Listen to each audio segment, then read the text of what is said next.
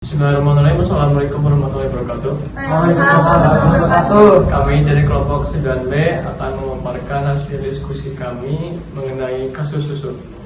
Oke, sebelumnya kami akan memperkenalkan diri terlebih dahulu. Silakan. Perkenalkan, nama saya Muhammad Asyarifuddin Sanarko, NIM D1A 020165. Selanjutnya saya Resti Mita Maulida Rahma dengan NIM D1A 020166. Selanjutnya, Leoni Yulfizandra Sari, NIM D1A 020169. Oke, saya sendiri Muhammad Fataharitia, NIM D1A 020174. Selanjutnya saya Muhammad Rafi Ferianto dengan NIM D1A 020178. Nama saya Nugra Prilio Irianto, NIM D1A 020183. Oke, pertama-tama saya akan menjelaskan mengenai pengertian susu ya. Jadi susu murni merupakan cairan yang keluar dari ambing sapi perah yang sedang laktasi yang diperoleh dari pemerahan langsung tanpa modifikasi dan penambahan bahan lain apapun serta belum melalui proses pengolahan sebelumnya. Susu segar merupakan susu murni yang sudah mengalami proses pendinginan dan tidak mempengaruhi kemuniannya. Oke, saya akan membacakan mengenai kasus susunya itu. Apabila kita membeli susu segar yang dijual eceran oleh pedagang keliling, kadang dijumpai perbedaan dibandingkan jika kita beli langsung di peternakan sapi perah. Beberapa perbedaan yang bisa kita rasakan secara indrawi antara lain kenampakan susu lebih encer, aroma susu khas susu juga tidak terlalu tajam, rasa khas susu sedikit berubah. Kasus tersebut terjadi karena beberapa hal, antara lain dari sisi pedagang eceran ingin mendapatkan untung lebih besar, untung lebih besar. Di lain sisi susu tersebut tidak memberikan manfaat optimal bagi konsumen yang mengkonsumsinya. Oke, selanjutnya saya akan melanjutkan ya dengan pembahasan yang dari rumusan masalah yang pertama, yaitu apakah deskripsi dari kasus yang tadi dibacakan itu sudah benar atau belum gitu ya. Nah, di sini untuk deskripsi di atas ada hubungannya gitu ya sama indikasi adanya kecurangan untuk penjualan susu murni atau susu segar yang tadi sudah dibacakan itu. Nah, dari fenomena yang sering kita jumpai di penjual susu segar atau susu keliling itu, kita kayak tahu gitu tidak sesuai dengan kriteria susu segar hasil pemerahan langsung dari peternakan.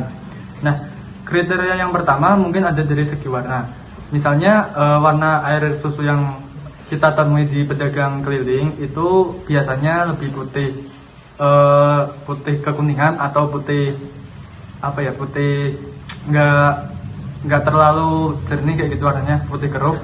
Padahal untuk warna susu yang sesuai esensi itu adalah putih kebiruan hingga kuning keemasan.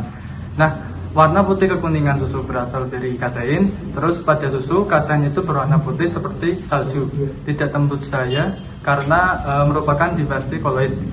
Jika seharusnya warna susu segar itu putih kekuningan, kita sering menjumpai di outlet-outlet penjual susu. Selanjutnya ada faktor penyebab. Tidak semua orang di Indonesia itu mau meminum susu yang masih mentah atau belum diolah karena beberapa orang di Indonesia tidak menyukai aroma dan rasa dari susu mentah tersebut.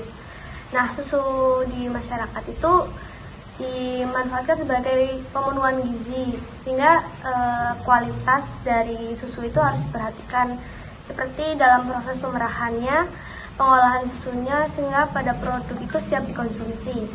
Nah, banyak masalah yang muncul dalam proses pengolahan, penyimpanan, dan penggunaan susu karena kualitas susu mudah berkurang. Penurunan kualitas susu tersebut dikaitkan dengan kontaminasi mikroba karena pengaruh kondisi produksi, penyimpanan, transportasi, dan distribusi.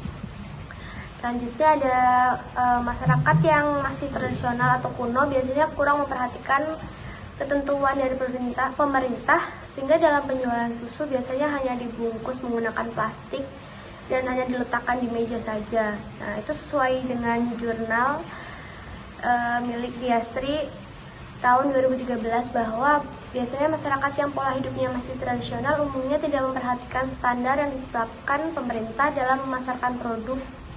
Pada umumnya produk yang rawan mengalami kerusakan seperti halnya susu dalam kemasan.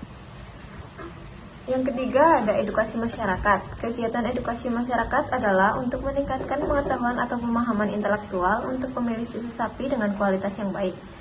Pelaku UMKM susu sapi perah di masyarakat sehingga mereka dapat lebih maju dan berdaya saing.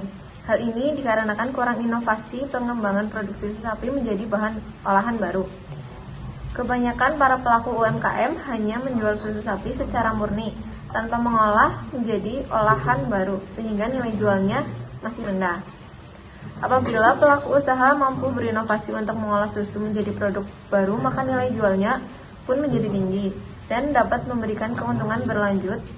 Artinya, keuntungan yang diperoleh dapat diterima pada saat itu maupun pada waktu yang akan datang. Kegiatan edukasi yang dilakukan dengan cara meningkatkan partisipasi dengan kegiatan sosial.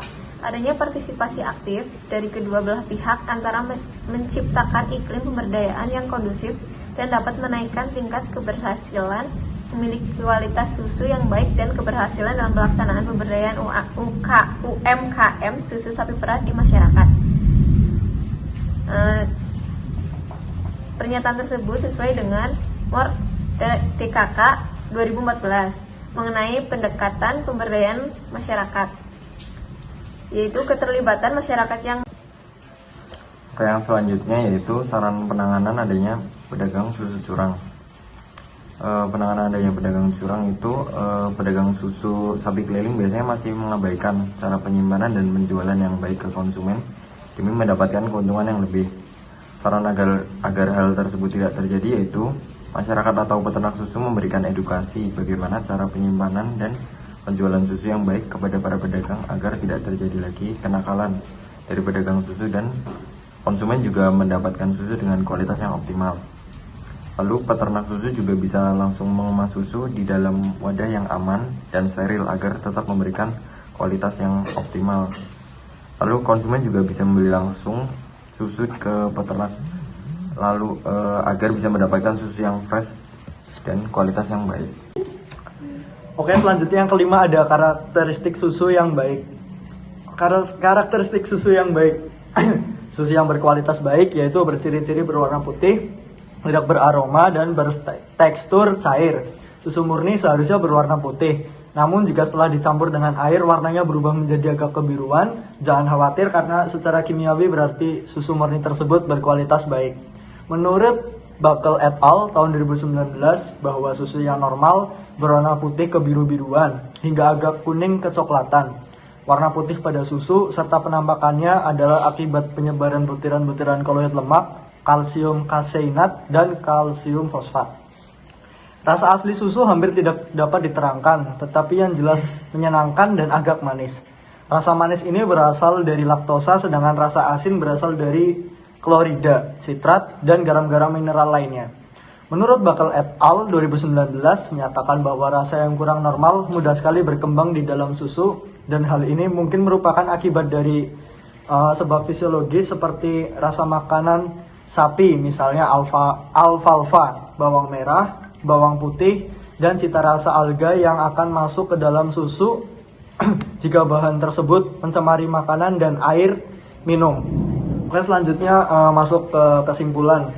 Yang pertama, terdapat adanya pedagang yang curang. Sebagai contoh, indikasi warna di outlet-outlet penjual susu jalanan banyak dijumpai warna susu yang disajikan tampak lebih keruh dan tidak sebening warna susu pada umumnya.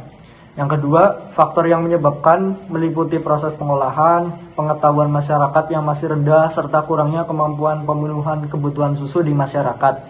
Yang ketiga, kegiatan edukasi yang dilakukan dengan cara meningkatkan partisipasi dan kegiatan sosialisasi. Adanya partisipasi aktif dari kedua belah pihak akan menciptakan iklim pemberdayaan yang kondusif dan dapat menaikkan tingkat keberhasilan memilih kualitas susu yang baik. Yang keempat, saran agar hal tersebut tidak terjadi lagi yaitu masyarakat atau para peternak susu memberikan edukasi bagaimana cara penyimpanan dan penjualan susu yang baik kepada para pedagang agar tidak terjadi lagi kenakalan dari pedagang susu dan konsumen mendapatkan susu dengan kualitas yang optimal. Peternak susu juga bisa langsung mengemas susu di dalam wadah yang aman dan steril agar tetap memberikan kualitas yang baik dan tidak berubah. Yang terakhir, kelima, Susu yang berkualitas baik yaitu berciri-ciri berwarna putih, tidak beraroma, dan bertekstur cair. Terima kasih. Sekian pemaparan dari kelompok 9B. Mohon maaf bila ada salah dan penuturan kata. Sekian dan terima kasih. Wassalamualaikum warahmatullahi wabarakatuh. Waalaikumsalam warahmatullahi wabarakatuh.